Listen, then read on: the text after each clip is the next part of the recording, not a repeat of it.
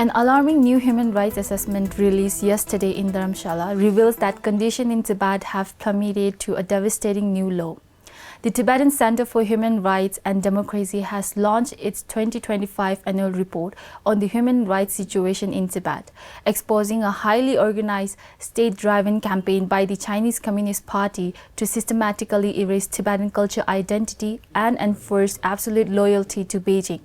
Most shockingly, independent watchdog Freedom House has awarded Tibet a score of 0 out of 100 in its Global Freedom Index, classifying the region as completely not free.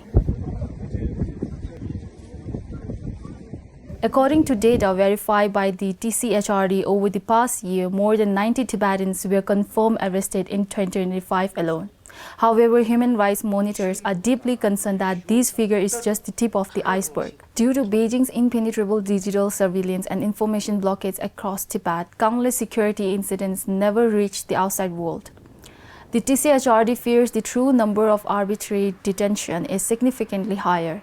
The report documents an aggressive tightening of state control over religious life. On January 1, 2025, the revised measure for the administration of Tibetan Buddhist temples came into effect.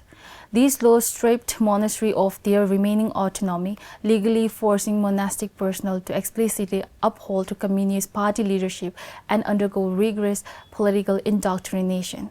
This totalitarian grip reached a breaking point around July 6 during the lead-up to the 19th birthday of His Holiness the Dalai Lama. Chinese authorities locked down Tibetan area with massive police and military deployments, raided private residences, and banned any display or digital sharing of the spiritual leader's image. Under the immense pressure of this specific crackdown, severe tragedies have emerged from Tsang Monastery. Security forces detained Tibetan Buddhist monk Dzega Gyatso, while another monk from the same monastery, Shesang Gyatso, tragically died by suicide. The assault on Tibetan identity has simultaneously expanded into the classroom under a new preschool education law enforced in June 2025. Mandarin Chinese has been codified as the foundational language of instruction for earlier childhood education. Human Rights Monitor warned this is rapidly marginalizing the native Tibetan language and severing intergenerational culture transmission. Meanwhile, local dissent carries a catastrophic cost. Tibetans protesting against environmental destructive mining and infrastructure projects have faced mass arrest and community-wide collective punishment, with authorities routinely using broad charges of separatism to lock up advocates without transparent legal trials.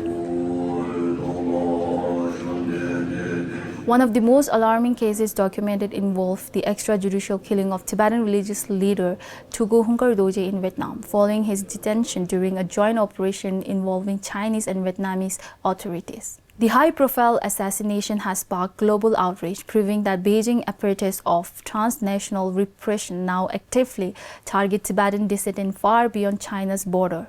In response to this escalating violation, the Tchrd has issued a sharp list of urgent demands to both the international community and the Chinese government. They are calling on Beijing to immediately repeal these assimilationist policies and the forced closure of private Tibetan schools and halt the exploitation of Tibetan natural resources. Crucially, the Tchrd is urging global bodies to pressure China into granting independent journalists and United Nations Human Rights Monitor immediate, unfettered access to Tibet to independently assess the ongoing crisis.